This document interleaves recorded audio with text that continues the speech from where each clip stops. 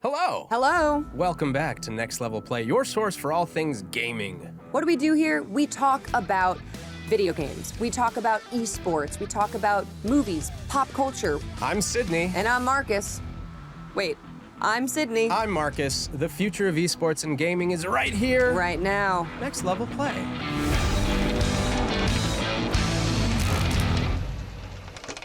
How you doing today, Sydney? I'm good. I think I'm tired. Yeah? I said I'm Marcus. I think I'm tired.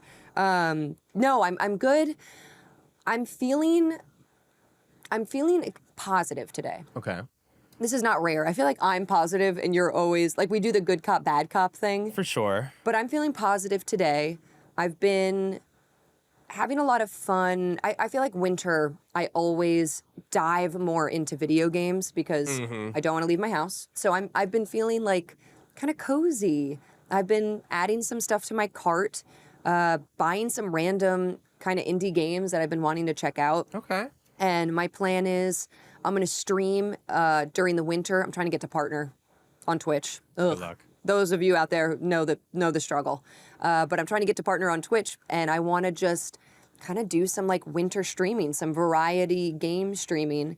And I'm really looking forward to new stuff coming out. It's like, I don't know, it's just making me excited. Adorable. How are you? I'm okay. Yeah, I'm with you where I want to game more. Yeah. In the winter, but I also I fall asleep.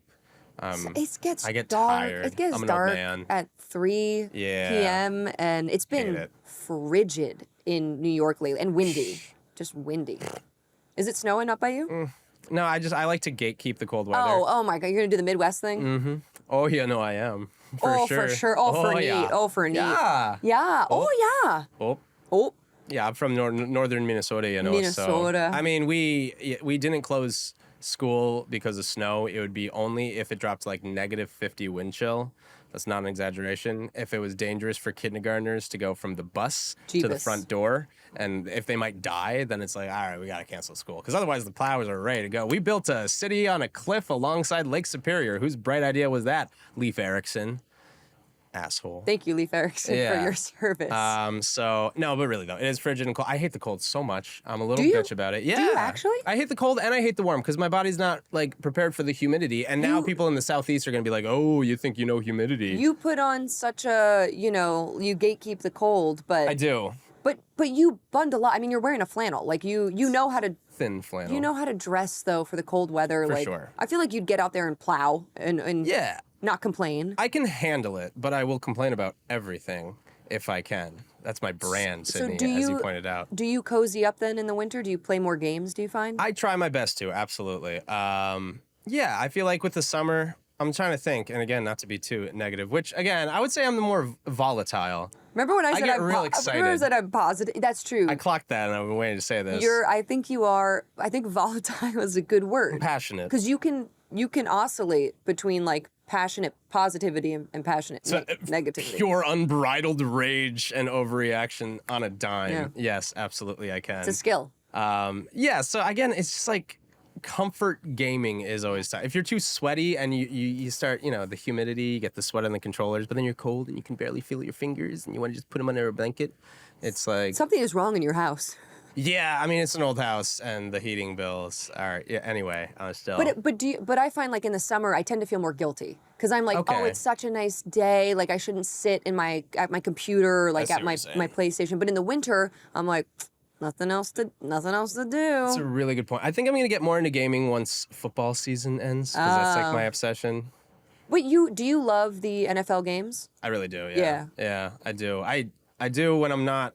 I used to be able to watch like Red Zone or all the games at once, and now I find it overstimulating. Okay. So I got to watch like 1 or 2 games on a Sunday. I went to my friend's place recently, and I didn't realize that's like a thing. I thought that was like a sports bar thing. Mm-hmm. And I went, and his TV was like 6 different things, and I was like, dude, this can't be how you intake media.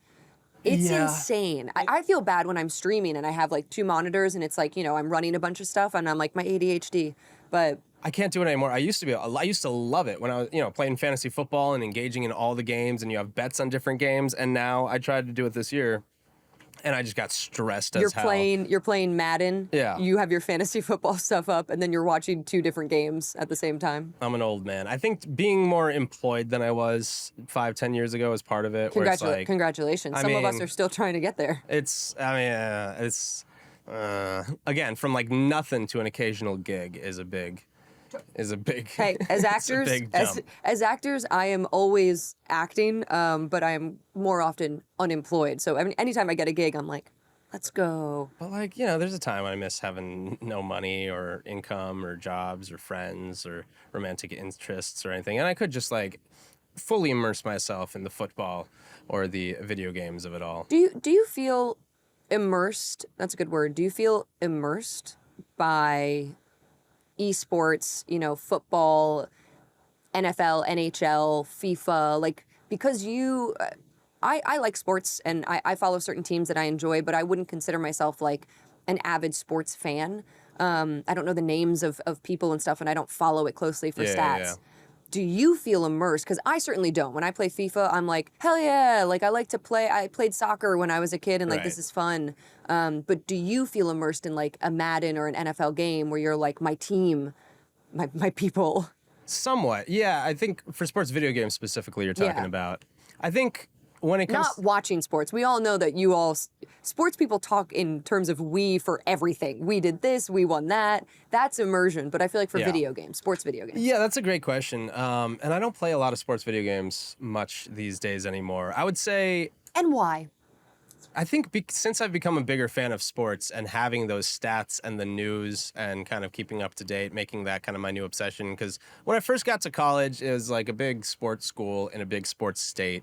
And I learned about sports that I never, you know, growing up, I was in hockey country, which I couldn't see the puck because I had bad eyes. So I didn't really get into sports until college. And then I also, and I'm a little ashamed to admit this, when I went to college, I was like, oh, you know, video games aren't cool, and I'm not going to be very, you know, popular if I still play video games. So I left it all behind, my Xbox 360 and stuff. And that kind of rabbit hole obsession, that escapism, which is what it's all about, kind of got absorbed, all that brain power, what little there was, got put towards becoming a sports junkie. So like learning the history, learning the records. I am like a stats nerd. So learning like the players, past, present, and future, memorizing who played in every like Super Bowl. Cause you know, for football, again, that was just what did it for me. And I got really, really, really into it.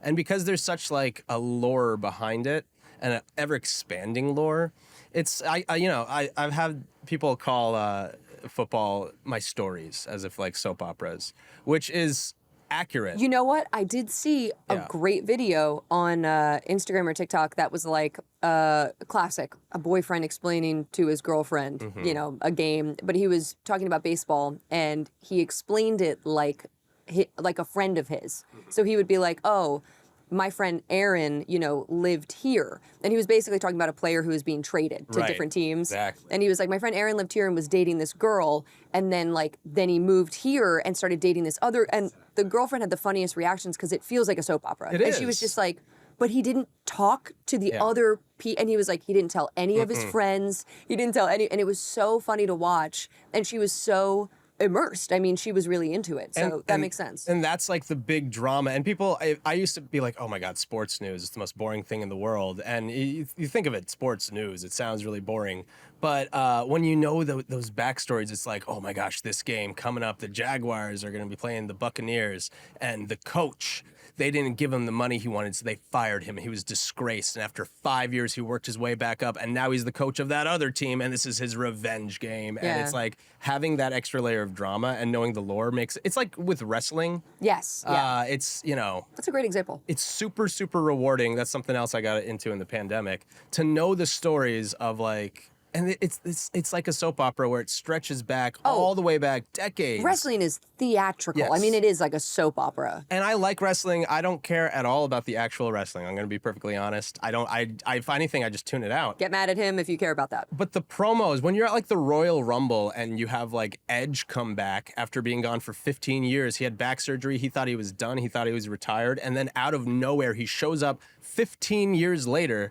And everyone's just like going crazy, like, holy moly, mother, it's Edge. And Edge, you can just see it in his face. It's like, oh, they still love me. It's like, it's powerful and it's moving.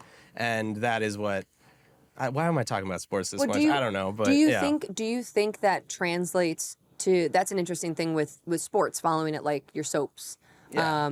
My stories. Your stories. Do you think that translates to esports? Because I would say that people follow esports teams, trading, new members that have been disgraced, or like kicked off a team, cheating scandals. Like this is all, to me, it is parallel to sports. And I mean, it's in the name esports. But I find that people get really, really invested. Yes. But I wonder, it makes me wonder why esports hasn't sort of exploded as much as everybody thought it would. Yeah. I think those stories are there, and the more it gets popularized, the more those personalities pop up. But is it too niche? Like, are we just not reaching somewhat our audience that might be really interested in this? I think those who are willing to put in the time to commit to really learning the lore and the backstories with players. I think of, I loosely followed Super Smash Brothers competitive scene, especially with Melee, which is more niche than we've interviewed some wonderful players as well. So if you haven't seen those episodes, please watch them. They're great, and it's fascinating, that world of competitive, esports. Yeah, but I would say one of the most captivating, compelling human stories, especially documentaries that I've ever seen and anything, and what I think is maybe the finest piece of YouTube ever created. Emp Lemon's video about Hungrybox, the Super Smash Brothers Melee player. Play with Jigglypuff. Was always an underdog, was kind of considered the outsider in many ways of the gods of Melee or whatever.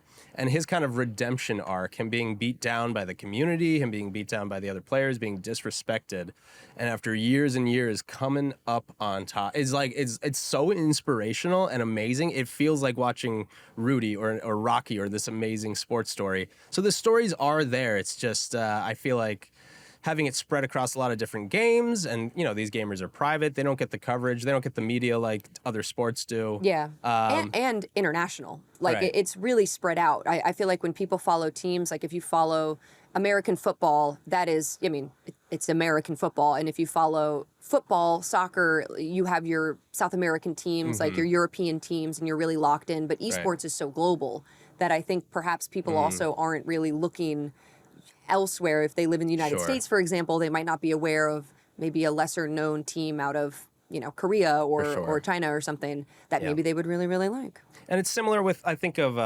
speedrunning, with every... Interesting. Because I follow speedrunning a lot. What the hell? Not a lot, but as... What the hell? Well, I think a lot of people do, like Summoning Salts, again, just shouting out YouTubers at this point. But he, even with this, if it's a game... Oh, speedrunning video games. Yes. I thought you were hard transitioning to like another sport, and I was like, sorry, Marcus, didn't know this about you. Didn't know you liked like fast walking or something. Oh, speedrunning, for sure. Right. It's like those stories are there. God, that is I watch videos, man. Speedrunning is so insane. I was just watching Mario. Oh, shoot. What game was it? It's wild. Anyway. Yeah, but it's like Summoning Salt is really good at kind of crafting the lore behind these individual games. Sometimes I'll even watch a video where I never played the game, or I'm not that interested, and still impressive. He's able to find those stories, make them dramatic, give them the cinematic value, I guess, that these stories deserve, because it's like in life. It's like there's little movie-worthy storylines everywhere you look if you look hard enough, and I think it's just... Marcus, I mean... You're so sensitive today. Not me. My life's boring. Oh. In a good way. But I love my life. And I think back to what we were saying earlier too, like immersion is so pivotal, I think, for some people's enjoyment and experiences when it comes to video games. Yes. And we're only getting closer and closer and closer to, like hyper realistic, photorealistic characters, cutscenes, and there are people that is what they're striving for. Like that is their ultimate experience. Is the most realistic thing in the world. For others, it is not. Like totally, there's so many types of games out there. And I find personally, like my immersion is not necessarily based off of how realistic a game looks. Hell yeah. Speaking my language. I mean, sometimes it's cool and it serves the art form that the game is being shown through. But it is not, in fact, I find the Uncanny Valley more... it pulls me out of immersion more than I feel it puts me into it. What I enjoy is steaks. I need not the food. I was gonna say. Although I love steak. Steaks in video games, goals, like achieving things, character building, like, you know, give me the skill trees, give me the things that make me feel like I'm discovering the game or discovering my character, or, and I think this is me because I love RPGs, character creation. I want, if you're gonna give me character creation in a game, you better give me more than 10 hairstyles. You better give me more than 3 like face presets. What the hell? 2 body types? Excuse me. It's 2025. Give me like 2,025 body types. But I feel like that's what I feel immersed into when I make a character and then I get to see them in the world. And like seamlessly between like a cutscene and then gameplay and stuff. And I'm like, that's my girl. That's the hair that I chose. I don't know, and that certainly does not serve every game and is not important in every game. I'm just saying, if you give me character creation, you better make me be able to make a character. But then again, I find myself, and that's, you know, for RPGs, I find myself being able to be immersed even in like The Last of Us, you know, where you play a main character, or Red Dead. And I think what that comes down to is honestly the story and the world building. But I don't know. I mean, you play, I would say less, like, I think you care less about character creation than I do. Unless. I mean, I do. Here's my thing with character creation. And my girlfriend loves character creation, and it's a lot of fun. Here comes the hot take. No, it's not a hot take. It's just... Here comes the cold take. It's me being an old man and having no attention span, honestly. Which I am diagnosed. Well, Marcus, neither do I. Right, but that's my problem. Is if there's a really rich character creation, I'm all excited to play a new game. And Lost in the sauce. Character creation, lost in the sauce. I spend a long time, like an hour plus sometimes, crafting this character. The point. And then I'm a little sleepy and I want to stop playing. That's and the point. And then I never pick up the game again. That happens way too many times. I'm embarrassed about it. Have you ever played The Sims? No, I was not a Sims player. I've played The Sims, but I was not like a Sims player. But that's like the whole point. You know I don't have the patience for that. You spend so long making a family or a character, and then you quit the game. And then when you come back to it, however much later, you make the house and like you build all this stuff, and then you're like, I don't even want to play, and then you quit the game. Yeah, and I am curious too, when you do character creation, do you make yourself as like an avatar, or do you go something totally different? Photorealistic. Yeah, seriously. You know, no, and I think part of it is because I stream a lot of video games on my Twitch, and I think I would feel really... I would feel really like self-conscious making myself... Obviously, I'm going to make myself more hot than I've ever been in my entire life. Like, obviously. We're talking huge bazingas, like just ungodly proportions that are not who I am. Yeah. But I would feel a little bit weird about like trying to craft myself. And I've done it on stream. I've like made myself in The Sims and people gave input and stuff, and that's fun.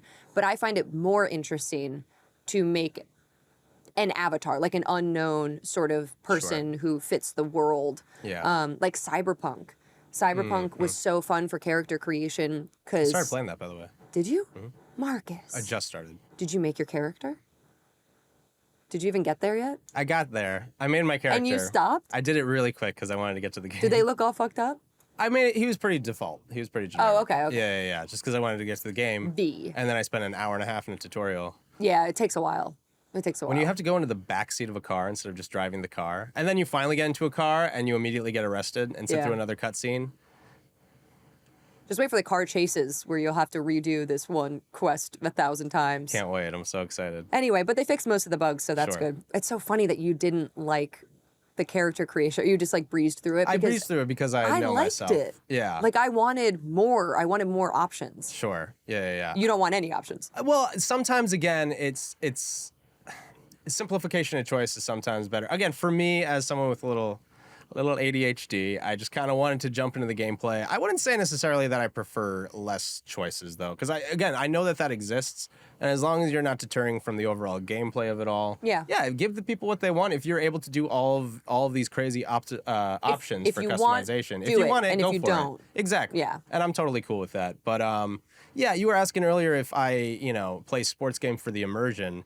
And it's funny you say that because, to relate to this, when it comes to anything other than football, because with football, it's like you can make a position, but that's kind of limited. And so. Can't you make your character and scan your face and put it in there? Yeah, for sure. But then you're not interested. It's a team sport, I guess, a little more. So yeah. When it comes to individual sports like basketball, that's also a team sport. But there's a little more onus on the individual. Sure. You can kind of take over a game a little easier as the individual. So with that, I would always try that, make myself with same height and everything. And then I realized, there's a reason I can't play sports because I ain't built for that. That's actually really awesome because that is maybe the most immersive. Here's the thing, if we were to Tron ourselves and be put in a video game, I would be dead. Mm-hmm. You know, I'm not built for that. Die in the game, you die for real. You die in real life, Ready Player One style. And there's plenty of basketball players who are amazing that are 5'10" and a half. Short kings. It's not that, but I'm also really bad at basketball video games, and so it just reminds me. You made your skills really low too. You were they this start is out what it was low. like. You can't just make yourself. If you play the game right. But anyway, so when it comes to sports immersion, whether I play it for immersion, I'll do it for football to be like, ooh, I do know the game. I could be a coach. Sure. When it comes to every other sport, it usually reminds me of just how unathletic I am, and I'm like, okay, I want to be done playing this game because it reminds me of my shortcomings. Pun intended. This is interesting too because I think you and I might even play video games for entirely different reasons. Mm-hmm. You're more of a completionist. I feel like you love to finish a game and find all the levels and kind of crack the codes of things. Whereas I really just love open world, kind of exploratory. I like to go at my own pace. God knows I take forever to finish a game and it doesn't bother me. And I think I'm more in it sort of for the immersion. I'm just kind of there. And I feel like you are, I am going to learn the game and I am going to win the game or complete the game. Well, we keep talking about immersion, and I feel like we're both after escapism, which is what the games are. Yeah, games, movies, everything. It's all about escapism. To me, they're almost synonymous. They are, and I agree with that. And for me, I couldn't care less about graphics, and especially if it's hyper realistic. You don't even want that. Well, because it tends to mean that there's so many resources put towards that, where the gameplay almost feels second. Thought, which is, and I've had this argument many times on this podcast. He's pointing out Final Fantasy right now with all those movie cut scenes, and then you get back to the game and you're like, top down turn based, what the hell? Yeah, which I've softened on turn based JRPGs because again, it's about strategizing and kind of build. As long as you're not level grinding and stuff. Yeah, exactly. So once I've realized that it's a little more than just button mashing and leveling up your players, or your characters, it could be. But again, I'm just after escapism. So for me, I'm cynical old man. I'm chasing that nostalgia as I always am, and so when I find a game that really clicks with me on a gameplay point of view, I get my escapism from getting good and feeling that pride of I'm getting better and feeling the achievement of, I can beat this next super hard challenge, especially if it's a game that people online, it's so impossible to 100% this game. I'm like, all right, let me try this. And there tends to be a fine line between, completing, getting good at a game and then really getting good and kind of completing it 100%.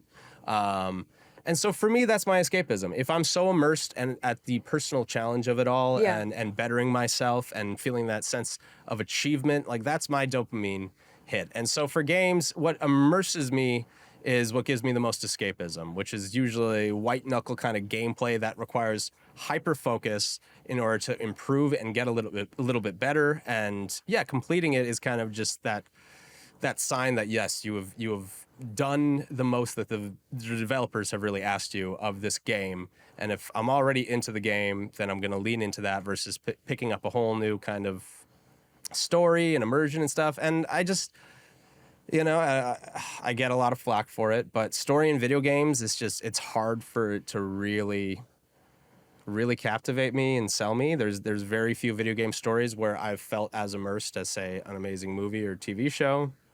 And TV, I'm super picky on too. Movies, I'm still picky on too. It's just, I feel like there's so much richer story and seeing an actor in front of the camera. Obviously, I'm passionate about that those are the stories I lean towards, where with games, I'm there for the gameplay. If I have to sit through an hour and a half hyper-realistic cutscene, like that's the least escapist that I feel. That's the least immersed I could possibly feel, is pausing the action and, you know, sitting through a second-rate movie, for lack of a better word. You know, it's interesting too, because like though I do enjoy games that do try to achieve that sort of hyper-realistic look and feel, and you play real people in a real world, and those are the RPGs I tend to lean towards anyway.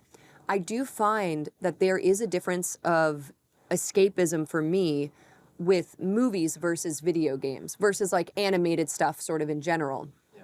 A movie to me, live action, is maybe less of an escape feeling than if I play, you know, Kingdom Hearts, like the first time I played Kingdom Hearts. You know, seeing real people on screen reminds me that I am a real person in the world, and you know, there is a level of escapism that is unreachable for me, whereas in a video game, you know, I'm playing Arc Raiders with my boys, and it's just for fun. Like it I don't know, there are games that definitely I'll name, like RimWorld, which is kind of 8-bitty, 16-bitty, top-down survival simulation, world building. I mean, it is just like inventory management and like making little people collect stuff and build a civilization.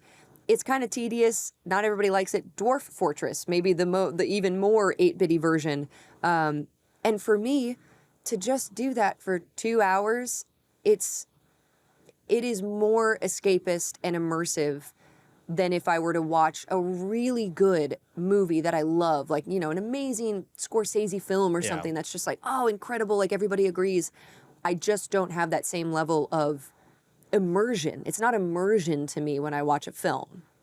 It's enjoyable. Yeah. But I can really get lost. I keep saying lost in the sauce. It's like my saying lately. Yeah. I can really get lost in the sauce in a video game and kind of poke my head up, and it's been 4 hours. I've been streaming for like 4 hours, and I'm like, holy shit, I've been just kind of having so much fun doing this. Right. I don't know. I don't feel that way with other media like TV shows as much. Yeah, that's fair. And it's partially why I am such a horror fan. I mean, honestly, I want to hear what you have to say, because I love horror games, and we both love horror films. Yeah. When it comes to horror movies, my mom always calls it the poor man's psychologist or psychiatrist. I think by either work, but sure. It's the ultimate escapism, because I'm kind of with you where, movies can remind me of things going on in my own life, especially if it's a role where I'm like, oh, I wish I could have auditioned. Well, for that's that. also that's an us problem. That's I feel you. But like people are always like, oh, you got to see Manchester by the Sea. You got to see Requiem for a Dream, and I'm like, nope, I'm good on that, because that's just gonna remind me of the horrible, miserable things in the world and my own life, and like I no thank you, because that will kind of remind me of those things, those heavy kind of dramas.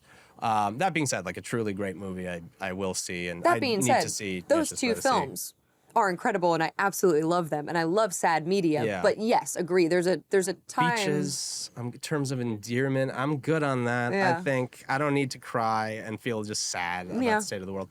But horror, it's like someone in my family might get cancer, or I might, something horrible. I might feel guilty about something that happened that's a tragic event. Like, that's something that is probably going to happen at some point in my life, But I'll probably never get chased around by a zombie-like man in the woods with a giant machete. So to get my heart pumping and then, immerse myself in the situation that the characters are feeling through the magic of filmmaking, like, that is escapism. Again, it's more escapism than immersion. Immersion is VR to me, which, again, I just isn't quite what I'm looking for, I suppose, or what I feel like. I'm too cynical, so I'm unable to kind of achieve that immersion at this point in my life. But escapism is something I can achieve, and that's what I tend to go for. It's like when I was a kid, just to kind of bring things a little full circle, with the character creation stuff. Yeah, I was a kid, and I didn't have a lot of friends. I know, shocking. But creating myself in a game and doing great things and seeing like a little me, like,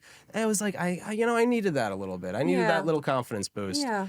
And for me now, I am not kind of looking for that Avatar-esque situation. And so therefore, that's why I don't really care that much about something being hyper realistic and putting myself in particular in a video game. Yeah. At this point. I'm curious too what people think if you relate the two. If you relate immersion with escapism and you think they're synonymous, or you think they are entirely different things and different video games achieve them for you in different ways, I would love to hear in the comments. Write us a letter. Yeah. Send us a pigeon. But you were talking earlier about games getting better and better and better, and it being a little uncanny valley at this point, but it's still looking super, super realistic compared to real life. Just to hit on that quickly, I feel like, we're going to be in that uncanny valley for a while. Games are looking better and better and better, but it's still like even as much motion capture as you use and stuff, it's not an action. You can tell, your brain can tell it's not a real person in front of the camera. I don't care how good it looks. But if anything, way back on the CD-based games of the mid-90s, like Sega CD, where they actually did have live actors and you kind of control them slightly. I mean, is that what we're looking for? Is right. You know? And you said VR, and I really enjoy VR. I have my very old headset that I don't really use as often, but we're not even quite there yet. You know, we're getting closer, and VR does feel more immersive, I would say. Sure. But like, man, I keep talking about Arc Raiders because that's what I'm playing lately. But Arc Raiders, people like are screaming when they're getting shot.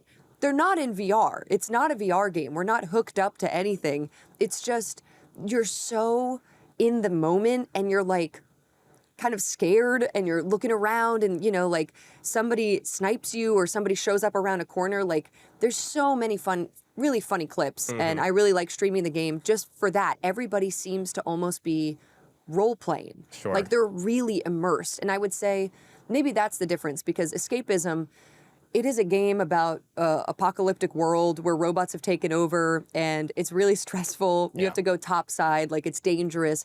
I don't think people are escaping into that. Like our own world is bad. I don't think we want to go to a future world that's also bad, but the immersion of it, I find, even for a game that is not VR, that I don't think their main goal was to be sort of like immersive role play stuff. It was meant to be a looter shooter, extraction shooter. Sure. I don't know. I find that people are just really leaning into it. And the more that some people lean into it and they see this or hear this online, like the more other people do. And then it kind of becomes this like hub of immersion. And maybe, you know, I don't go into VR chat stuff, but people really, really, really love VR chat rooms and like make their avatars.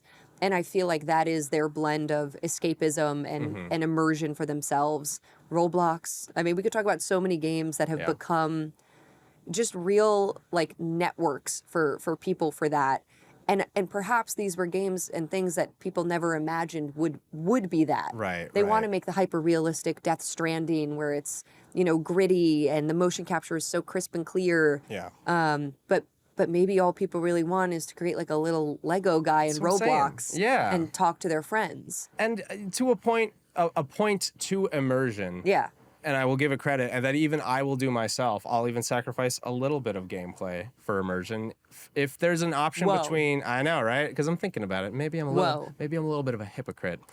If I'm playing Grand Theft Auto 5, I like to play first person, not third person, which I don't think is quite as smooth as third person. Interesting thing, first versus third. And I don't quite know why I do that, other than I do have more experience with first person shooters than third person shooters. But I do want to be behind the wheel of that car, even though it obscures my view like crazy. Like, I want to feel like I'm driving and like I want to be in that crazy police chase. I want to be, you know. Do you think that you also hide the third person POV because it's not you? Or do you just want to feel like you are looking through the eyes? No, I'd say the latter. Yeah, okay. I just feel a little more connected to the game and the world, immersed, if you will. If I'm seeing what the character is seeing, and it makes it a slightly more enjoyable experience for me. Some people out there are like, no way, I'm getting motion sick even thinking about it. Which is fair. Yeah, when you're getting flown around, it's you know, it was made to be third person originally, but they've done a great job with first person GTA. And honestly, it was a great way to replay the campaign when that, you know, was available. I think God, I don't remember the last time I went into a first-person POV. I feel like most things that I've been playing this past year have been third person. I'm trying to think. Even Ark is third person. Call of Duty is third person. Or can you do first? It's first. Only first person. It's only first. Yeah. Interesting. Yeah. Most shooters have the option, don't they? It depends. I mean, it used to be so separate where there was third-person shooters and there's first-person shooters, and then especially when you have like the over-the-shoulder perspective. Yes. That kind of blended the two in a way that has still, you get your Naughty Dog games, your Uncharted and your Last of Us, and they kind of perfected it. But way back to Resident Evil 4, original Resident Evil, and the remakes as well. That being said, Resident Evil 7 was the best Resident Evil game, in my opinion, of the last 10 years. Resident Evil 2 remake was amazing as well. Resident Evil 4 remake was great. But yeah, I was more scared doing the true first person than the third person. And I was more immersed. I was going to say, for immersion, I mean, Resident Evil, it was one of your most beloved franchises. Right. Do you feel immersed by those games, or do you feel escapism where you can play them and kind of not think about life? Because immersion is different in that sense. Like, do you feel you're like, oh, I'm in a haunted mansion, I'm hunting, like, you don't feel that? I mean, it does help being I'm scared first person, like a little bit. You have the immersion of like when you're getting chased by Mr. X, you feel your heart beating and you feel like you're being chased. It's almost like a dream where who's you're that huge tall chased. lady? Oh, Lady Dimitrescu in Resident Evil 8. Yeah, great example. Immersed. True, yeah, She's exactly. So tall. When you're like scared and you feel scared for the character, you don't want to die. You're scared of losing controller progress. rumble. Yeah, but you also don't want to get jump scared. You don't want there is a fear through the immersion that is also that, but that fear is the escapism. I think we're getting a little semantical, but no. But I think there's an important distinctions too, because some games focus on immersion. What made me think of it when you said Resident Evil was the oh god, I always mix up these titles. Shoot me in the head. Dead by Daylight is the multiplayer one, or no? Yes, and then Until Dawn. Until Dawn. Yeah. Until Dawn has these mechanics where the controller, when your character is hiding, you can't move. And it detects the levelness of the controller, so you have to like freeze. As a player, you have to freeze. There's also they hire Hollywood actors as well in Until Dawn and make it and they make it like super Rami Malek. But they make it super cinematic, and like you, the player, becomes immersed by proxy because of these mechanics that they've installed in the game. So like you freeze. They also have a microphone, the microphone of your controller, so you have to not make noise. Yeah. So if you scream and stuff, like the game picks it up and then it changes the outcomes of the game. I think with games like that, with sort of morality choices as well, the point is to become immersed. They want you to be making decisions and sort of feel autonomy. Whereas other games, I don't think they really care or focus on the autonomy of your character. They just want you to feel the escapism. And I think that's a great example. And honestly, yeah, you're right. That kind of shows the difference clearly, because Until Dawn is more about immersion and creates escapism through strong immersion, even though you're not playing yourself as a character or anything like that. And then Dead by Daylight, that's more escapism through... I don't want to insult the game either. Camaraderie to murder. Yeah, but also like tighter gameplay, frankly, and more tuned gameplay and multiplayer gameplay, where that's something you can master and get a lot better at, where you can get the escapism in that way. But that's the difference too. Yeah.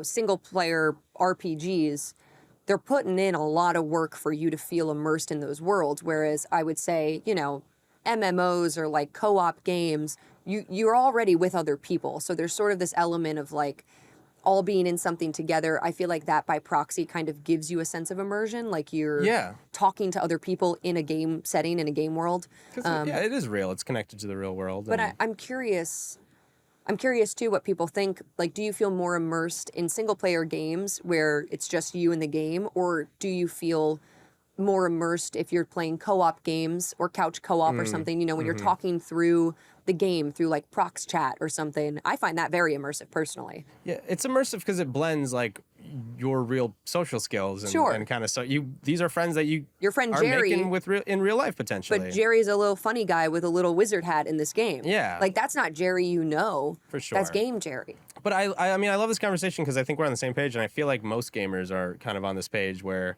that's the immersion and escapism that they want is feeling connected to the game. Yeah. Versus, inflating the budget and the team creating a game just so that the blade of grass, if you zoom in super, super close, looks like a real blade of grass. Like, is that really worth all of these game delays and all of these crazy budgets and, price hikes and crazy number of teams and crunch and all the negatives that come with modern games just to make them look like slightly smoother CG that doesn't have, bad facial reactions? To me, I'm just like, we're getting away from the gameplay and what makes games.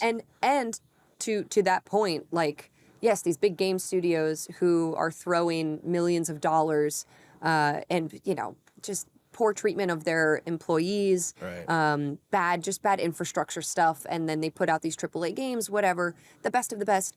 And then you have wonderful indie game studios who put out an amazing game, for under, $1 million, and it's beloved and everyone raves about how immersive it is. Like, it doesn't matter, the type of game, I would say, for the amount of immersion or like escapism that people feel. Yeah. And I feel like with open world games, you had touched on that before, which is a great way for immersion. The first time I played Fallout New Vegas in high school, New Vegas, and then Fallout 4 when I was in college, or just after college, I felt really immersed in that experience because I felt like I was really carving my way through the apocalyptic wasteland and making my own decisions, and it felt somewhat lived in. I mean, I don't want to go, because sometimes you go back to those open world games that you think are like super dynamic and they're a little empty, let's be honest. You're hitting the edge of the map in so many, and you're like, thought this was a lot bigger in my mind. Spider-Man 2, you're like, oh my gosh, there's so much to do, and you're just catching the same balloon for the same kid. But I love Spider-Man 2.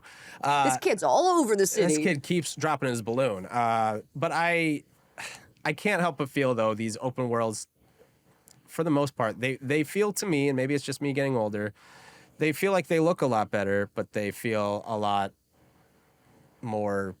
There's no character in them anymore. Sterile. Yeah, like San Andreas, which was a crazy huge map way back in 2005, bigger than anything GTA has ever done. Not much to do. Not much to see. That's true. There's not a lot to do, but it still felt, I don't know, if it had like a character to it because it was its own kind of world to where. I won't say GTA 5 because there's so much to do in GTA 5.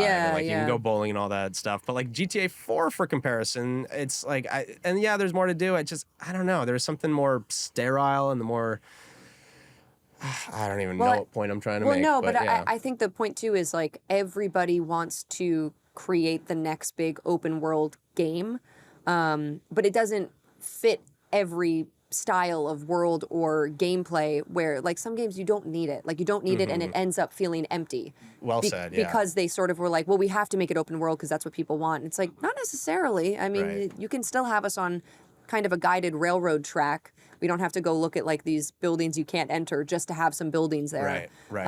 I would much rather a filled out or a fulfilling feeling world than an open world just for the sake of open world. So don't go anywhere. Stay immersed. Don't escape us. Yet, because we've got a guest coming up.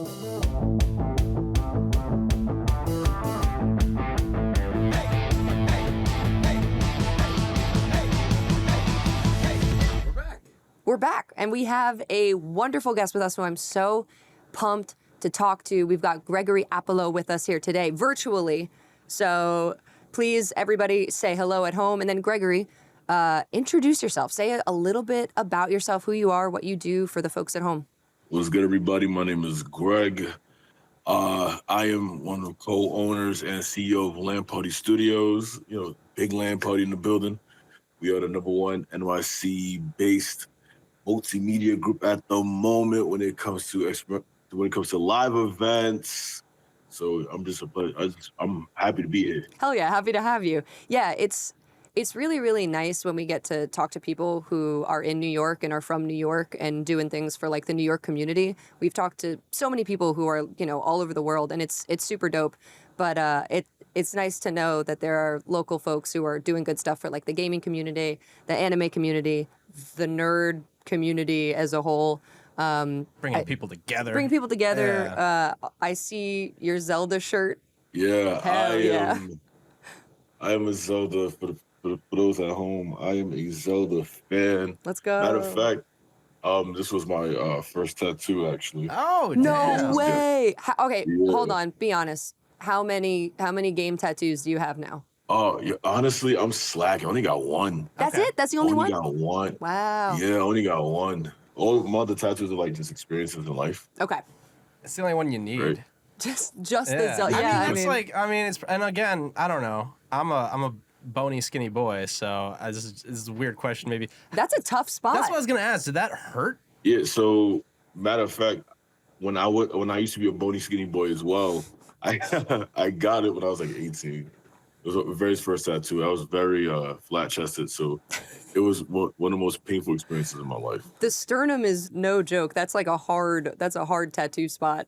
That's a hardcore Zelda fan right there. Yeah, I hardcore Zelda respect fan. the hell out of it. This is also what we ask a lot of our guests. You know, we say like kind of what is your experience with video games and sort of your background, and did you always love video games? And clearly you were getting this tattoo at 18. So I'd love to hear like, did you grow up playing video games? Was Nintendo and Zelda like your starter game?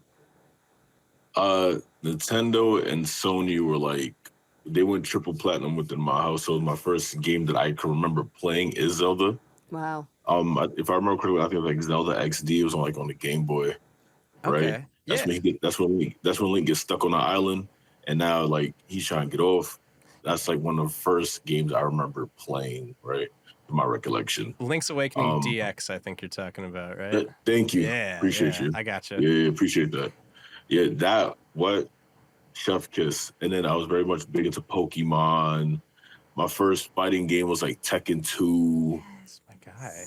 I had like the same exact childhood because I was PlayStation 1 and, well, it's classic NES. We later got the Nintendo 64. But yeah, Tekken 3 was my brother's obsession. So I was trying to be like him. And then, so I got Tekken 2.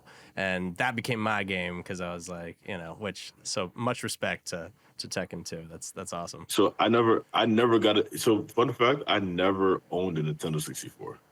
I used to have to go across the street to my friend's house and play his Nintendo 64. Everybody had that neighbor. Like my neighbor had a Sega and like I had a PlayStation. So like it was one or the other. We were going to his house to play Sonic or we were coming to mine to play Lara Croft Tomb Raider. But that rocks. Okay, so Zelda was like your first video game you remember playing. Did you continue playing video games since then? Like, did you grow up with video games and it became a passion for you? Yes, actually, it is. I haven't stopped. It hasn't been a year. I haven't played a game or I haven't bought the latest games that came out. It became a burning passion, actually. Yes. We went from NES to PlayStation and Game Boys up until now where I'm a League of Legends junkie. Okay. Yeah. Esports king. Okay, so interesting transition. I feel like going from RPG type games, like your Zeldas, like you could have stuck with Breath of the Wild and sort of lived in that world. What made you change to League, a game where you play with other people and stuff? So you have to understand, being born in the 90s, everything you did was about community, right? Everything we did in the 90s up until now, 90s kids were built on community, if you realize it or not. And that goes for our hobbies. We are the generation that lived from dial-up to regular Wi-Fi. We are the first generation that went from like the original Xbox Live lobbies up until now. So everything we've done has always been community. So I've always been big in playing in, just communities or having communities with my friends where we're just able to play. It got to a point where as you didn't want them at your house, but you still wanted to play the game with them. Yeah. That's the beautiful thing about gaming nowadays. It's so true. It's like you don't have to literally have a LAN party. Like you don't have to have everybody over to play Halo. You can just go on Discord and like chat with your friends and it's chill and you can make your dinner and take a break and come back. That's interesting. Like we have always had that element of community and now it's just changed a little bit. It's shifted a little bit. A lot of it. Yeah. What made you get into League though? Like what about League? Yeah. So what was it? I was like fresh out of high school. Like it was like I'm about to age myself right now. It was like 2010. I'm fresh out of high school, and I'm broke. I'm trying to find a game to play for free, right? I had a little MacBook. I was looking up for free games. I was finding out what Steam was. I was never not new to PC gaming because my mom would take me to Target. Oh, I want Battlefront or Black and White 2. Like, PC games where it had the stream keys, like four freaking CDs. Yes. You got to insert into the. Oh my God, you're bringing me back. Because the cutscenes were just 3 of those discs right there. Yeah. Exactly. So I wasn't new to it. I was like, oh, League of Legends, download it. I downloaded it. I was terrible. I stopped playing for like 4 to 6 years. Whoa. Yeah, I stopped because I was terrible. And then Overwatch was coming out. All these new competitive games were coming out. So when I came back to League, this is around the time when we started LAN Party, because I already have some experience in League. So when I came back, I had, I've made friends who played. They taught me how to correctly play it. And I've been on this game for about on and off like the past 7-6 years. So do you play consecutively with like the same people, or do you play with randos? I try my best to play with the same people. Sometimes this line of work very much takes you away from those experiences. It gets harder and harder to delve into games sometimes, but when I have the chance, we're in that Discord, cussing up a storm. Hell yeah. Who do you main? I'm a jungle main, so I play Fiddlesticks, Kha'Zix, and Viego. Fun. Heck yeah. Did you see Arcane? Were you into it? Oh, 100%. When I play in the bot lane, I pick Caitlyn. Yes, let's go. That's incredible. She slaps. Also, Arcane was wonderful. I'm happy that you like the series because you're a lover of the game, and I'm like, oh, it was so good. I can relate a little bit. You said you were just out of high school. When I was in college, I was freshman. My roommate was from Beijing, and he loved League of Legends. Oh, right. And He played League all the time. We would wake each other up in different ways. Me from my like 18 wake-up alarms, because I was an ass. And him from, I would just wake up at 2 a.m. just click, click, click, click, click, click, click, click, click, click, click, click, At least he playing League of wasn't Legends. screaming. And he was good. I mean, he was really, really good. It's a game that I am terrible at. I haven't tried it for about a decade, so you're inspiring me to maybe try it again. But yeah, I feel like. Sorry, go ahead. No, don't think that you're bad at the game. Just think that the people you're playing with are not nice enough to just be patient with you. Because I promise you, if you change your mind, like we ride your brain around League, right? So the way it worked for me was I'm in the jungle. It's very much like, verbatim. Ayo, it was spin the block on the middle lane real quick. He pushing up. I bet, say less. We gonna jump him in the bush. Which bush? Bing, bing, bing, ping the bush. I bet. I'm gonna lead him in there. All right, say less. Wait in the bush. Gotcha. I would listen to that. Treat it like. Yeah. If you treat it like that, it's a little bit more fun. It's like you're more willing to try things. Sure. The only way I ever tried League was with friends. Because like there's no way I was going in there solo playing with randos. Like I knew about League, but like I'm not a competitive gamer, and I only really play those types of games with friends who are into it. Otherwise, it's not fun for me.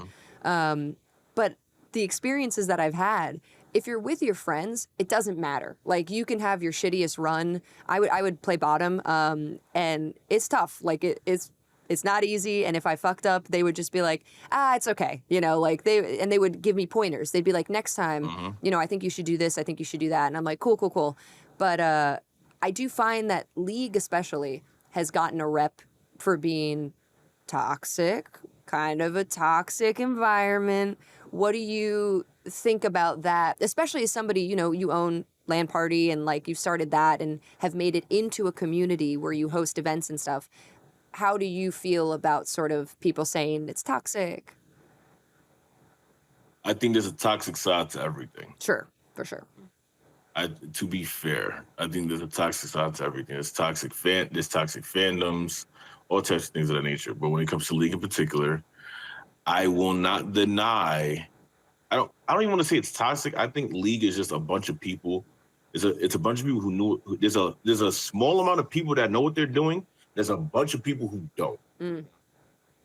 And I don't think it's necessarily toxic, like they're purposefully trying to be toxic. I just think that when you do something wrong for so long and you've gotten away with it, and now you get to a certain level and you have to actually go about it correctly, you're stubborn because you've been getting away with it the wrong way for so long.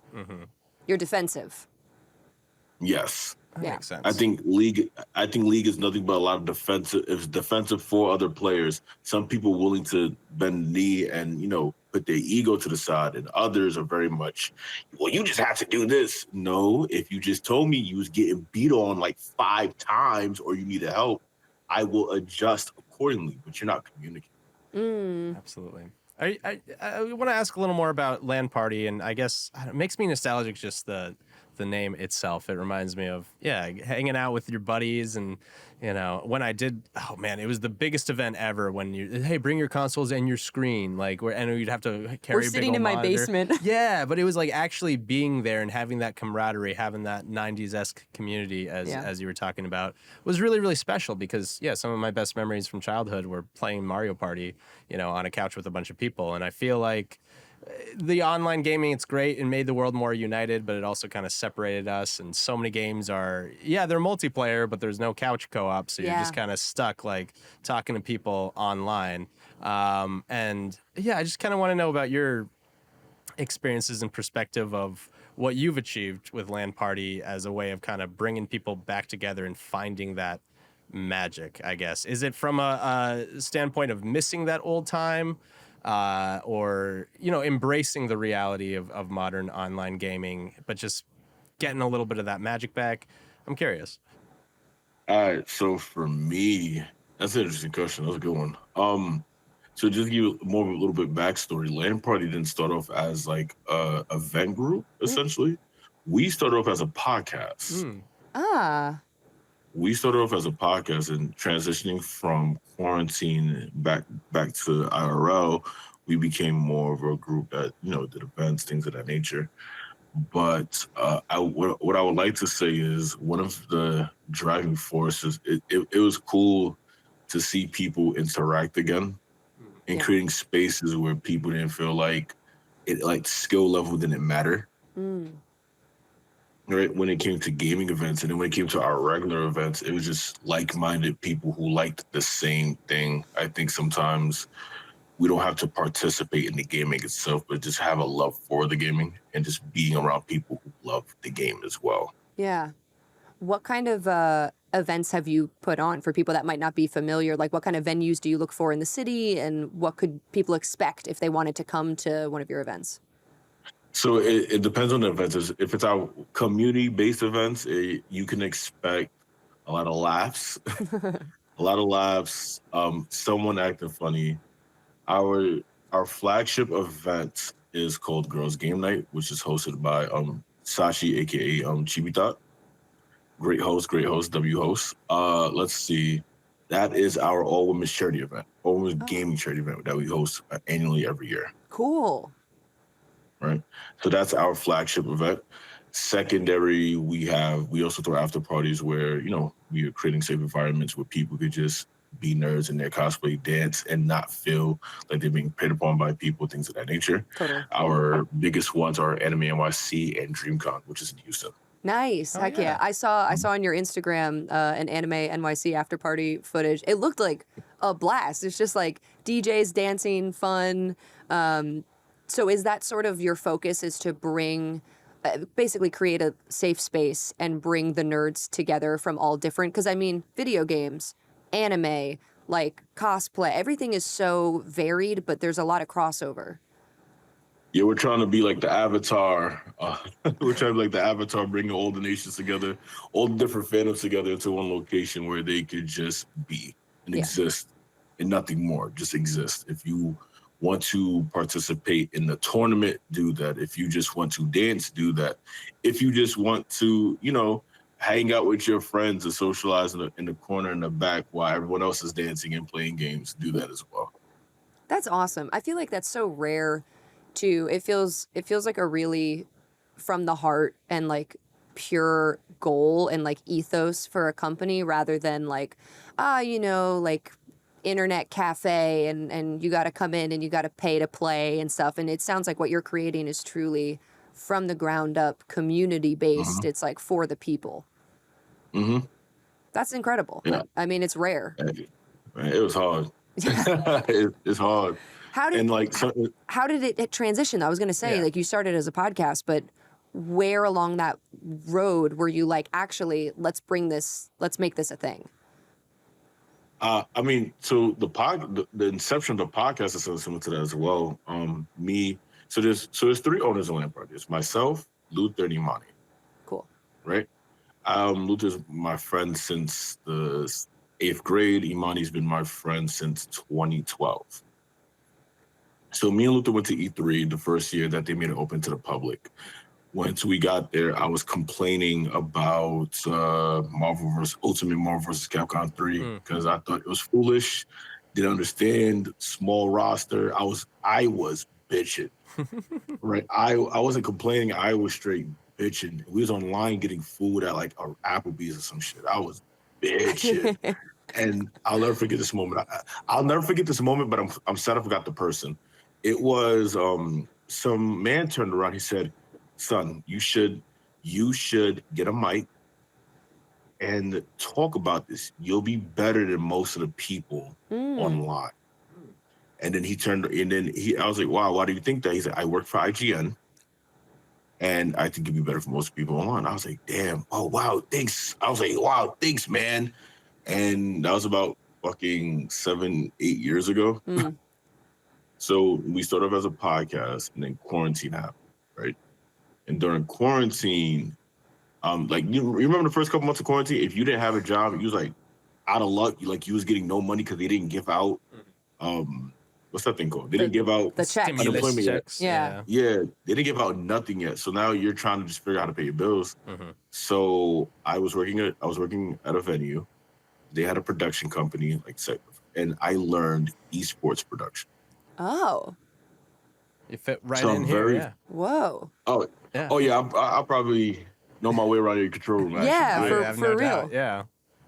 So we learned esports production, and I already knew how to video edit a little bit, but we learned esports production. I learned esports production, and then I taught it to some of my constituents like Luther. I taught Imani as well, and then I taught some friends like around in my neighborhood and stuff like that. And then I opened it to a bigger group, where we were doing we could put on our own esports tournaments, right? Things of that nature. And then progressed on once the world opened back up. I was in these spaces that were being curated, and I didn't feel seen. And I didn't feel like, this is not really for me. I don't want a Naruto run in the party, right? I don't want a Naruto run. If you don't feel comfortable Naruto running at the party, then the party is wrong. That the party is not a good party. Yeah, so it's not, right? So, but it wasn't just that. I have to be very candid about this. The spaces that were being created were not Black spaces. Yeah. Right? So now at this point, I'm like, I'm going to Thanos this, or someone got taken to their own hands, all right, whatever, sure. Yeah. And I threw one, and we all have fun. All right, let's do another one. And then we had fun. I'm like, again. Yeah. Again. Yeah. And then from there, it just snowballed. That's awesome. Also, this is what people always say, and easier said than done, where they're like, oh, if you don't see yourself in this, create that for the scene, make that. And clearly there was a need for it. You threw your first event, and if that goes well and people want it and they're happy, then why not? Then keep doing it, because you're clearly filling this void that's in the community that needs to be filled, where people can go and have that safe space, especially for the Black gaming community, which is huge. I mean, the nerd community and Black culture is I feel like it goes hand in hand. And there's so many amazing creators out there who just don't have the opportunity, maybe because of the way the world is. So that's incredible that you're doing that, though, too. Just giving space, for those creators, those people, those gamers. I'm curious, too. So you started learning esports production, and you love League of Legends. Why haven't you gone on and competed? Are you not interested in that world? I'll be quite frank, right? What is your favorite sport? Ooh, I do like soccer, like European soccer, like football. European soccer? Yeah. I like American like- football. You like American football? Go All Pack, right. go. So let's take soccer for example, right? No, not even soccer. Let's take basketball. So imagine your favorite sport, right? Mine is like at this moment is basketball, right? If Michael Jordan was the best of his time, my favorite player right now is Kevin Durant, right? He's about 6'11", 6'10". I'm 6 feet, right? So height-wise, I'm not there. He's been playing ball since he was a child. I've been doing it in my, let's say, my teens or something like. We're replacing League of Legends with ball. Yeah. Right. So essentially, what I'm saying is, the people who are pro and that compete competitively have been doing it for quite some time at a level that most people are not even able to get there. Right. Yeah. And because of time constraints and what reality is for me, I cannot compete competitively or even for funsies competitively, because what I will say is, once you're getting to higher in that league world of competitiveness, it gets very, we've had a couple like mini tournaments, things of that nature. We've also done once all women's league stream. Whoa, that's sick. We had 5 women, and we would switch in between each one, watching their gameplay in their camera feed. Dope. But me competing competitively? No. Okay, no, not gonna happen. This is the perfect time that we talked earlier this episode too about sports games, and I was talking about putting my avatar in 2K, and it's just being like, this isn't. Yeah. My favorite player is Giannis Antetokounmpo, which is literally like 8 times my size and more athletic and charismatic than I could ever be. Yeah, and it's like I wasn't even good enough to make JV, let alone comical. varsity, let alone college, let alone the NBA, which is like the most competitive sports league I feel like on the planet. You know, it's like, so. Well, I think too, like, people that aren't in this world, in the world of like esports, video games, they might not really understand how difficult and how competitive esports is. They're like, it's video games. It's like, no. It's like putting me in an Olympic event and watching me try to like swim in the pool. It's embarrassing. Like, it's not. It's terrible. So I understand. I understand what you're saying. And also, you are in this world and you are in this community. It might not be fun for you if you went down that road and wanted to do competitive league. It might ruin it for you, and that sucks too. Mm-hmm. So I completely understand that as well. But you beat me bad enough, somebody's monitors get unplugged. Yeah. Yeah. Oh man, just rage quitting, just pulling the plug. Well, I also wanted to ask too. So you've done some league stuff with LAN Party. What other games have you done for like just for fun or for like competitions? Like, what do people ask for, or what do you like throwing for events? What's fun for folks? It's funny that you're asking. So we've done more digital. So we would have we'll invite streamers, right? We'll give them teams. We'll give LAN Party its own team as well, and we would have like our own online tournaments. Oh, fun! And we'll broadcast with like broadcasters and stuff, things of that nature. And we've done like Marvel Rivals, Overwatch, just to give an example. Heck yeah! And we don't ever fucking win, but we don't ever fucking win. It's a trope. It's a trope in the group now. Where it's like, I'll sit there, let's do a tournament. Like, we're not going to fucking win. We don't want to play. We don't want to win. We're not going to win. We don't want to play. I'm trying to get my ass busted for everybody. No, it's the long con. It's like, you guys are the underdogs. One of these days. Yeah. One of these days, it's going to be something we're good at, and we're going to kick everyone's ass. Until then, everyone suit up. Tekken Tag. That's it. We're playing Tekken Tag on the PlayStation 1. You just need a montage and boom, it'll happen before you know it. Yeah. No, that rocks though. It's also like, it's cool, you guys probably shouldn't win. It should be like the gamers and the streamers and stuff that get the accolades, and then you guys are there to boost them. But one of these days.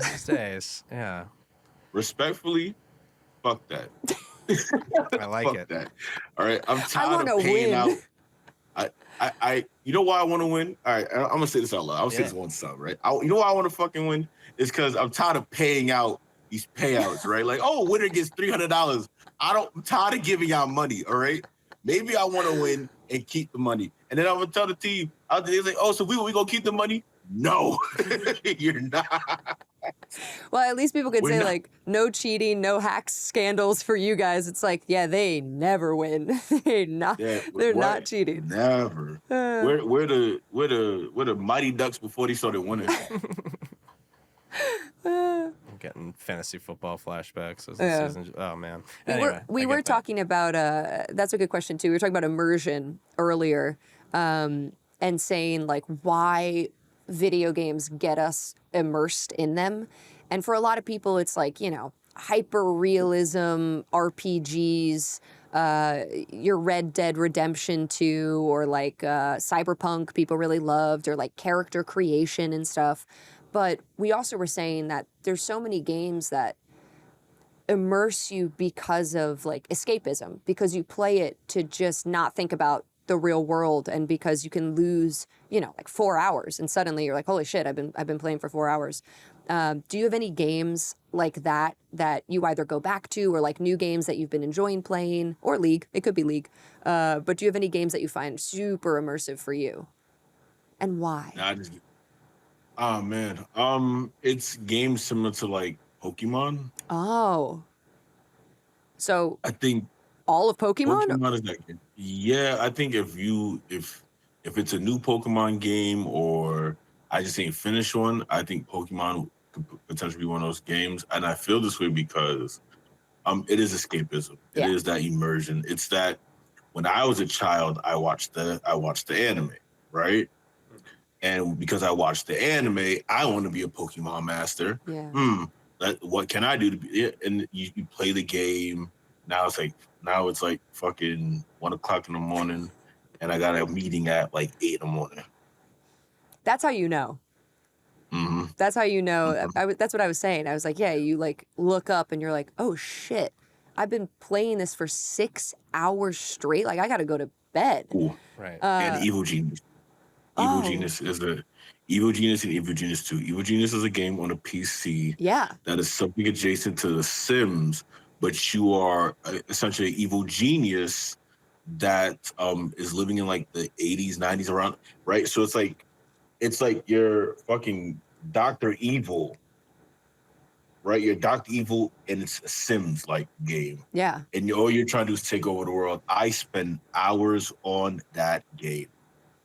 And that's so different. Then that's so different from Pokemon, you know? Mm-hmm. It just shows like the versatility. Because I find people always think like, oh, immersive games, it has to be realistic and it has to be this. And I'm like, no. Yeah. Totally not the case for me, at least. Yeah, well, that was kind of my whole argument we had a whole conversation about this earlier, and to me, it's the escapism is what makes a game immersive. And for me, I don't care about graphics. And you kind of hit on something I was talking about earlier, but didn't quite hit on the head like you so elegantly put. It's like finding those games of your childhood and getting that nostalgia hit, and just really something you truly can dive into. That's the escapism that we all need in life. It's like, you know, I don't know. That's just my perspective, not to put words in your mouth, but I feel like having that joy and being able to jump back into a simpler time in your own life is what creates that escapism and therefore immersion. Yeah. I think we got there with that well, point. Marcus is also like, I'm definitely more of like a modern gamer, and Marcus is a real like retro gamer. Do you find that you lean into like the nostalgia? Do you ever go back to like old Zelda games and stuff? If I was to go back to an old Zelda game, it would be Wind Waker and Ocarina of Time. Classic. And Majora's Mask. Hell yeah. Oh, yeah, because you just want to be tortured. You just want to. Yeah. Oh. Majora's Mask holds a special place in my heart because when it first debuted in America, it was my birthday. Oh, did you get it for your birthday? Nope, because I never owned an N64. I had to wait and play that on the GameCube when the GameCube first dropped. Oh wow. And they're like, we have a Zelda collection. Yeah, the Majora's Mask, Ocarina of Time. Mm-hmm. The Master Sword edition, and a demo for Wind Waker. Like, And had the first two, the NES and Zelda 2 as well. That's the same way that me and my brother Yes. played Majora's Mask. But It's crazy. it also shows, like, man, it had such a grip on us as children where you're like, you remember it came out on your birthday and you couldn't even play it. You didn't even own it on your birthday. But, like, just the fact that you remember that is, like, so special, you know? I wanted to play it. I'm like, wow, it's the moon. It has a face and teeth. Wow, wowie, wow. Yeah. Like, I wanted to play that bad. That map in Melee was like where you see the moon slowly get Oh, closer God, and then the it's so giants launch it up. That's like terrified me and it made me really want to Scary. play the game. Yeah. So it made you like horror games. I mean, listen, it's the haunted moon. a lot of childhoods. And it also got a lot of children into quantum physics. So I love Majora's Mask. They're like, how far so is the moon? much. Yeah. Well, and it's also like the time travel of it Yeah, all. yeah, And true. like, oh my God, that game is so ahead of its time. And so, anyway, we could talk about Majora's Mask all day. Unfortunately, we're running out of time, but we were hoping you could come back to tomorrow for our next episode. Yeah, would you hang with us again and we can talk more? I feel like we didn't even really scratch the surface of like LAN Party Studios and everything. Like I Yeah. want to talk to you more. Yeah. I mean, I'm down. What's up? I'm cool with it. Let's go. did it. All right, so Greg, quickly plug your stuff before we kind of sign off, and we'll definitely have you back. So stick around, guys, for the next episode. We're gonna be talking to Greg more. But where can people find you? You can find me at _LAN Party on Instagram. My personal is OHOHITSGWEG. Also, shout out to the co-owners. Luther, his Instagram D's, and, Great and Imani handle. is Instagram D's, and Imani is Blessed Rose. Sick. So Make sure you follow follow. our co-owners as well. Yeah, follow all three of them and follow the LAN Party Instagram, especially if you're in New York, if you want to see what they're up to and come out to an event, that would be super amazing. But yeah, we will definitely have you back, Greg. Thank you so much for hanging with us. This was a blast. Thank you for having me. Hell yeah. And stick around, guys. We have our tier list coming up next.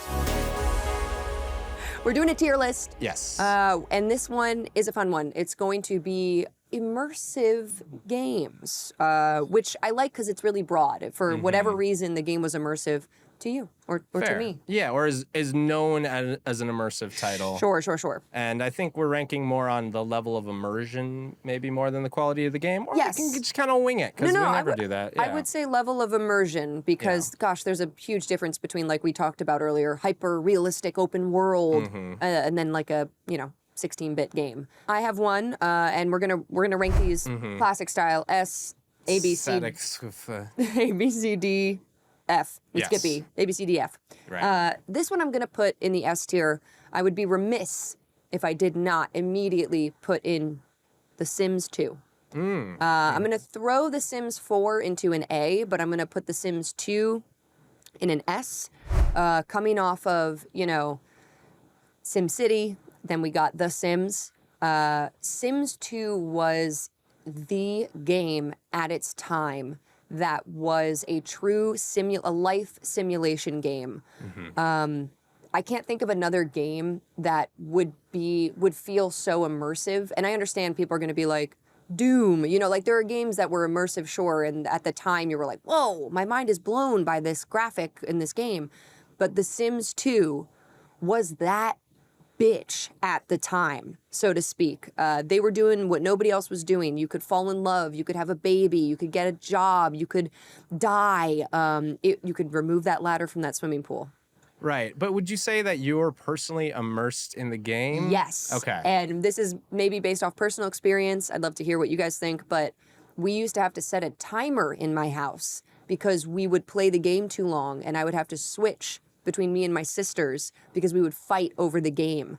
We were so immersed in our storylines. For us, it became like, playing with Barbies or dolls. Like this was the next step.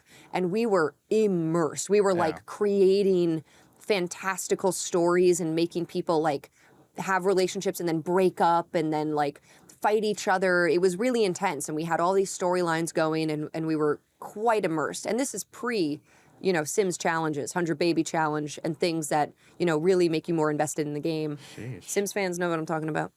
So I'm going to throw Sims 2, Sims 4 in there. Okay, fair enough. I will kind of counter that a little bit because you said there's nothing else like it when Sims first dropped. And I would make a slight counterpoint, a game that I find a little more immersive than Sims, and that's the Harvest Moon franchise. Okay, Where yep. I'm on board. I'm not going to argue. You also can fall in love, live a life, and I think what makes it more immersive to me, and I'll put it as an A. You put your name in there. Yeah. But also, I mean, it's kind of, you're doing farm chores and you're like, oh, I don't really want to do my chores today, but I have to or else my crops are going to die. And like, oh, I got to pay attention to my girlfriend because I want to marry her. So I got to prioritize that. So you kind of feel a little bit of the stress of real life in a fun, cutesy way to where, to me, Sims, again, is more of a God simulator where you're like, well, maybe it's just the way I've played Sims, where you get a little more devious. No, I mean, you have full control. Yeah, you gotta have full control over these people's lives, and then you feel a little ping of guilt too for letting them down or not giving them their best life. So yeah, I'll go ahead and Harvest Moon A. Harvest Moon A. I'll leave you. Well, then let me your rankings where they are. Let me throw in, because I feel like Harvest Moon, and I agree, was sort of the precursor for Stardew Valley. And I think Stardew Valley also deserves to be an A. They're very similar, but yet different. Stardew adds a lot of more sort of tedious elements. You have to not only farm, but then you mine in the mines, and you have to collect, 10 beets for this thing, and your crops will die if you don't take care of them. So I would say Stardew is also in there. You get to name yourself, your farm, you can buy animals, you can get married, you can have kids. I don't know if it's necessarily as immersive. Maybe I'll plop it down to a B. I find myself getting a little bored at times with the gameplay, even though, there's so much to do. Yeah. It's a bit tedious day after day. Maybe I just don't want to live on a farm. I get that. Yeah. But yeah, I would throw Stardew in there as well. For me, I'm going to go ahead and do probably my only S rank of this tier list, and it's kind of an easy low-hanging fruit. Is it Red Dead? No, but we can talk about that. I do want to talk about that. Yeah, that's a great way to segue. But I'm going to go with Grand Theft Auto. Which one? 5 at the moment. Okay. 6, maybe. We'll see. TBD. If it comes out before I die. Yeah. Which, with my lifestyle. But speaking of kind of crazy lifestyles, that's the thing about GTA is it's obviously very, very heightened, but it's still grounded within the real world to an extent. It's these fictionalized versions of real cities, and you can do real city stuff. You can drive like a normal person if you want on streets that are incredibly realistic. Yeah. It feels like you are, when you're really immersed into the game, walking through a city and messing things up. Obviously, the crime spree is a little heightened, to say the least. But it's like there's an actual cop response, and there's actual, things to do. You can go bowling. You can go golfing. You can do whatever you want, essentially. You can swim. Yeah. You can swim if you want. Not too far, though. In a world that is mostly rooted in reality. And I feel like it's come the closest as far as simulating real life that you can really get, other than, I guess, certain games where the whole goal is to, like, jokingly simulate real life. Sure. And it has the budget behind it. It has the online community that's continued to grow and improve the game. Not the online community, but the online expansions and improvements and constant tweaking that you get with modern online games. I would agree with an S. I'm happy to place it in an S. I can't think of what would be above that.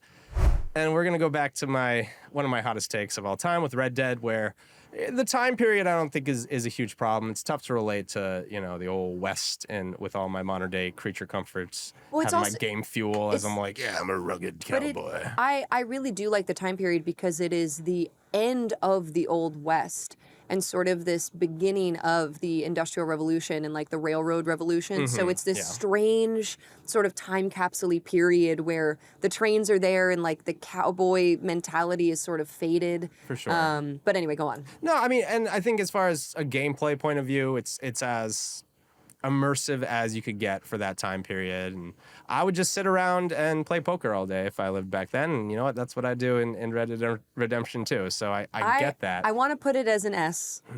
I want to put it as an S. I think we would be remiss not to for its popularity. It's considered one of the best open world RPGs currently, still, I should say. But I think the immersion comes from not necessarily the storylines and that, like, granted, the storyline is great and it's sad and, like, a lot of things happen.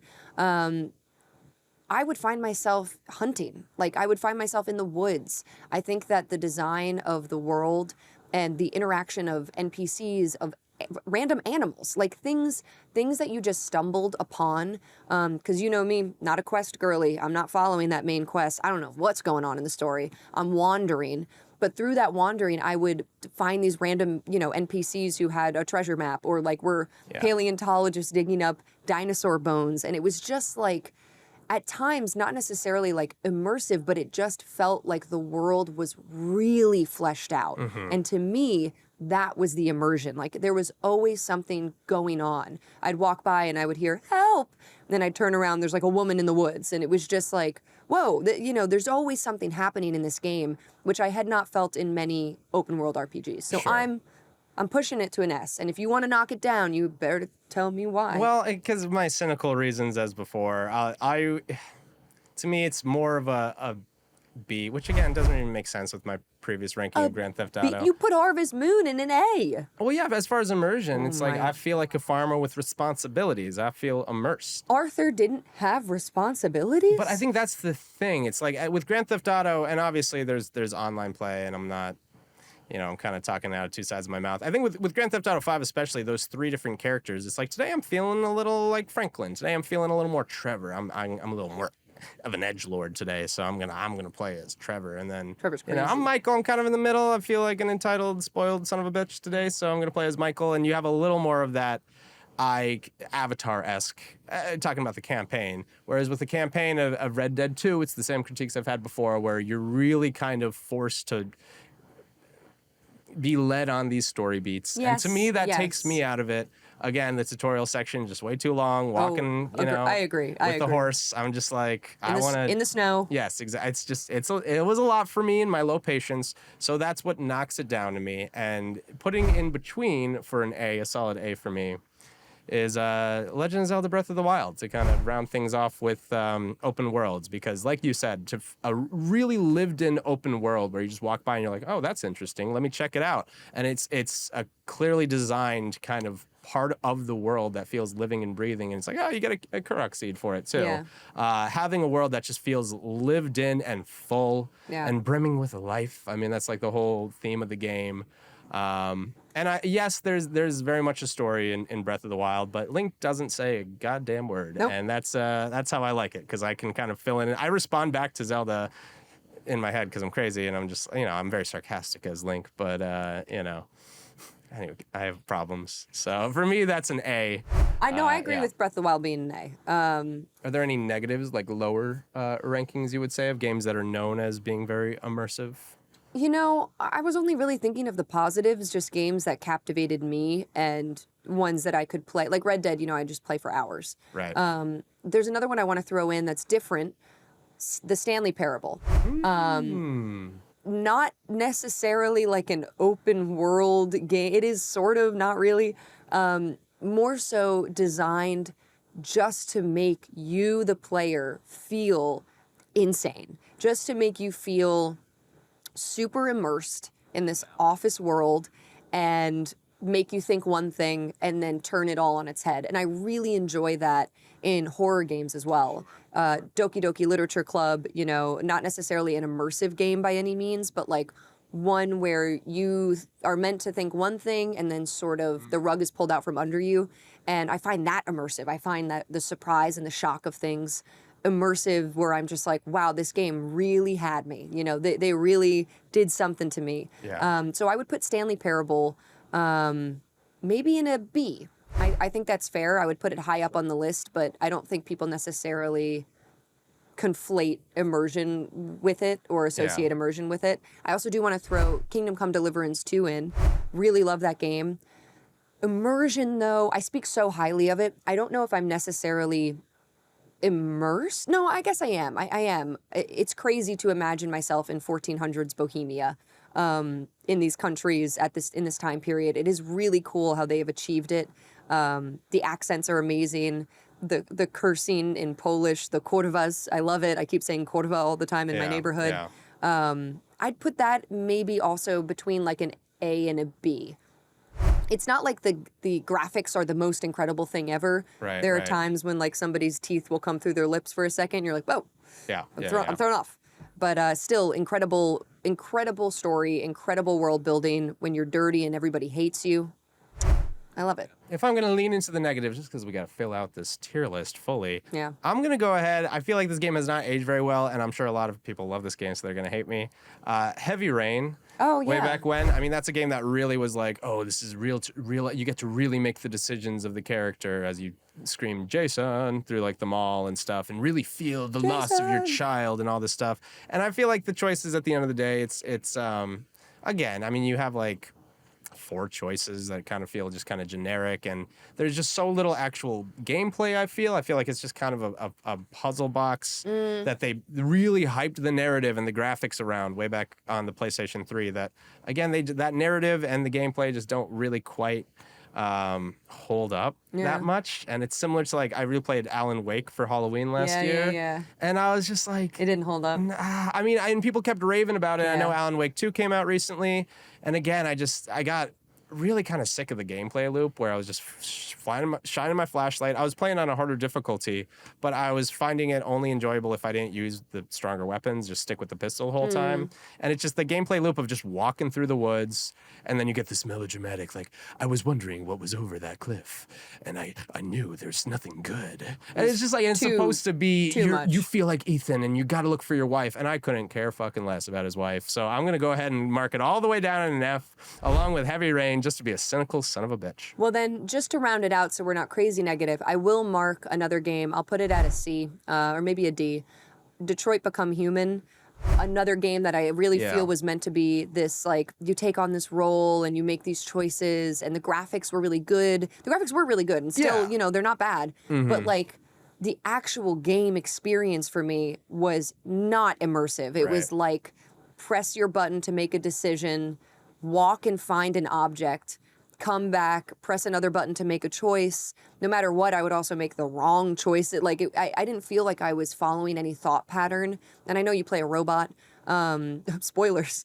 But yeah, I expected a lot more from it. I was really excited by it, and then I was slightly let down. So. And that is kind of the evolution of those Heavy Rain, Beyond Two Souls types of games, I feel, and it's a step in the right direction, but I still feel like, especially when games like Last of Us came out, where it's a truly amazing, gripping storyline that just no choices. Yes. Like you are railroaded into your decision making. Some choices at the end. Well, no, you're not. That's the thing. There's not. Right. You're right. But right. but I think they have yet to achieve, I think, what they're trying to achieve with that level of immersion. The choices I like. I love a choice-based game and a morale game. But yeah, it just didn't quite do it for me. I'm with you. I'm with you 100%. Stick around. We've got some predictions coming up. Maybe that will change these games in the future. Who's to say? Oh, no. You know who's to say. Oh, no. Samurai? Samurai. Oh, no. Stick around. We're back with some people's, according to tests, favorite segment of Next Level Play. Yeah, you guys really love Samurai. So we keep bringing them back. Welcome back to Post-Market News, Samurai, your segment where you get to tell us predictions about the future. You guys sound so earnestly excited to see me, and I just want to let you know it means a lot. Yep, now that we've cleared you out of the studio and you don't get to sleep under the desk anymore. And you know what? I got a great place, you know, it's super cool, but I miss my time living under the desk. Yeah. Anyway, it's good to see you, man. How are you? Pretty good. Pretty good. Enough about that. What's your prediction? Yeah, let's for, get on. Let's get on with future? it. Okay. Got no pleasantries. You guys don't care who I am, it seems. Sorry, Samurai. How, No, it's cool. I guess you guys just don't care about me that much. how are you? I just think of us as very good friends. How are you doing? Okay, now the prediction. Okay. So, my prediction today, and as we know, it will come true because I have the ability to see the future. The prediction today is that Gen Z will finally embrace Leisure Suit Larry as the fashion icon that we all know he is, and he will become a playable character in Fortnite. Well, I just perked up, much like Leisure Suit Larry. Not that much. That was like interesting. Leisure Suit Larry. That was Came interesting. out. It's a good thing I'm not living under the desk anymore. Much Oh, like boy. we talked about Myst previously, as you know, you don't. I love me some classic point-and-click adventure games. Wow. Leisure Suit Larry, Leisure Suit Leisure. Laser. Laser Suit Larry would go hard. Leisure. He Larry could shoot Suit lasers Leisure. out of that thing. That'd be crazy. Leisure Suit Larry is a classic, like point and click adventure game. Like in the heyday of point and click adventure games, they've had some decent ones that have come out recently.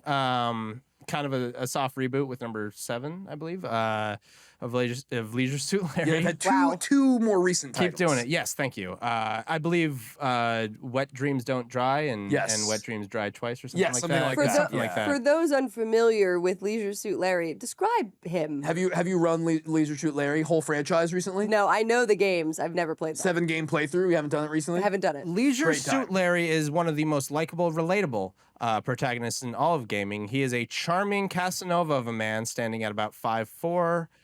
Nice, Black hair.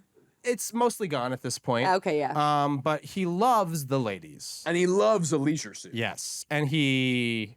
He kind of has like a tracksuit situation, right? Like, isn't it like? It's a leisure No, it's a suit. leisure suit. It's like formal but comfy. But it looks like loose. I mean, he's a lounge loose. lizard, which he needs some room to move around. So- Regardless, great game about solving puzzles to get laid. All right, and I love the series. So you're saying that Gen Z is going to take on his sort of ethos or just the style? Right. Here's the thing about Gen Z. They love a fashion icon True. regardless of all the other attached baggage. True. So, I yeah, think they they're don't gonna, like cancel culture as much as our generation. does, but Exactly. Yeah, that's true. I think somebody on TikTok is going to say, look at this king, look at this fashion icon. We need to find as many leisure suits as we can. They're going to sell out at all the thrift stores. It's going to be impossible to get one. There's going to be dance challenges, food challenges, dress up challenges, cosplay competitions, all sorts of things. All of Leisure Suit Larry's favorite activities. The kids are going to take to the street. They're going to do can see it. coordinated dances, dress like Leisure Suit Larry, and of course, Fortnite being a responder to culture, just like how they just put Sabrina Carpenter in Fortnite. Now they're going to put Leisure Suit Larry in there because he's going to be the next Gen Z icon. I could see a 5-foot Leisure Suit Larry running around sniping people in Fortnite. You know I what? can too. I'm gonna give this because Sydney predicts some issues that will arise from sort of putting Leisure Suit Larry on a cultural pedestal. But I'm gonna do Bart Simpson writing, "I will not play Leisure Suit Larry in math class" like 100 times on the blackboard. That's my scale. Okay. Is that your wish for the young men of America? I just like, you know what? Play Leisure Suit Larry and Yeah. decide for yourself. You don't I think you could agree. learn a couple of valuable life lessons from Leisure Suit Larry? You certainly could. I just hope that you learn the right ones. I agree that everyone would benefit from playing more Leisure Suit Larry. I think we need more of those archetypes in society. And where's our John Lovitz? Where's our Clint Howards? I feel like Leisure Suit Larry really could help the modern generation learn more about the boomers. Yes. Faceted. The pendulum Yeah. really swings, you know? Like Yeah. things, you know what? We'll see what happens. This prediction, you say it will come true.